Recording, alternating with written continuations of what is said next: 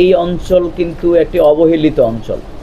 আমাদের জেলাটা আপনি যদি ফেনী এবং নোয়াখালীর সাথেও এখন কম্পেয়ার করেন, আমার মনে হয় কি বলেন, আপনারা কি বলেন, আমরা কিন্তু ক্যাটাগরিক্যালি আমরা পিছিয়ে আছি, কি বলেন? এরপরে এইদিকে আমাদের চাঁদপুরের সাথে এগুলো গেলে মনে হয় যে কোনো রকম পরিবর্তন, কিন্তু আমাদের এই জায়গায় রাস্তাঘাট, তারপরে দিয়ে অন্যান্য যে স্থাপনা, সেই জিনিসগুলো আমরা এখানে কিছুটা উল্লেখ করেছি।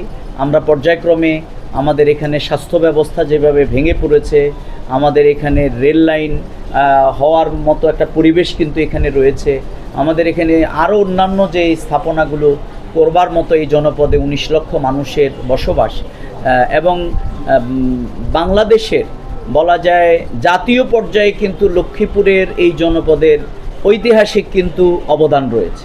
অর্থনীতির ক্ষেত্রে, শিক্ষা দীক্ষায়, রাজনীতিতে সর্বত্র লক্ষ্মীপুর একটি গৌরবান্বিত জায়গায় তারা তাদের ভূমিকা আছে। সুতরাং সেই জায়গায় আমরা প্রত্যাশা করব যে এই রাস্তার কাজটি অনতিবিলম্বে সরকার কার্যকর উদ্যোগ গ্রহণ করবে এবং অনুমোদিত এই টেন্ডারের শুধু অজুহাত না দেখিয়ে তারা যদি খুব অল্প সময়ের মধ্যে এ ব্যাপারে ব্যবস্থা গ্রহণ না করেন, তাহলে বাংলাদেশ জামাত ইসলামী এই জনপদের মানুষদেরকে সাথে নিয়ে আমরা রাস্তায় পর্যন্ত আন্দোলন করতে হয়তো বাধ্য হব।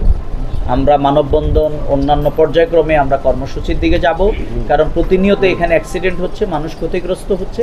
এই জন্যে আজকের আমাদের এই সংবাদ সম্মেলনে আপনাদের কাছে আমাদের সেই দাবিটি, সরকারের কাছে আপনাদের মাধ্যমে এই দাবিটি আমরা পৌঁছাতে চাই যে সরকার যেন এই 4 লেন রাস্তা করার ব্যাপারে খুব অল্প সময়ের মধ্যে কার্যকর উদ্যোগ গ্রহণ করে। যাদের কারণে অথবা এই সমস্ত টেন্ডার অথবা ভাগাভাগির এগুলো অভিযোগ আসতেছে বিভিন্ন ধরনের, আপনি বলছেন যে এইরকম আছে কিনা, আমরা এগুলো আপনাদেরকে খতিয়ে দেখার জন্য অনুরোধ করব।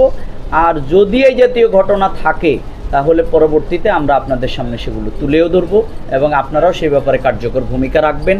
আর যারা এগুলো করছেন, যদি করে থাকেন, তাহলে তারাও তো এই এলাকার মানুষ, নাকি বলে?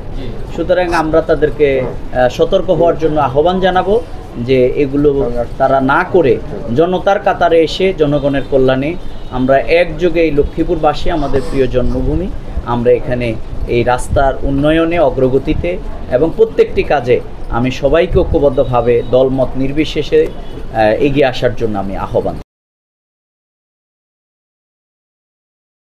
ওয়ালটন এখন দেশের সীমানা পেরিয়ে পৌঁছে গিয়েছে 50টিরও বেশি দেশে। ওয়ালটন, ঘরে ঘরে, বিশ্বজুড়ে।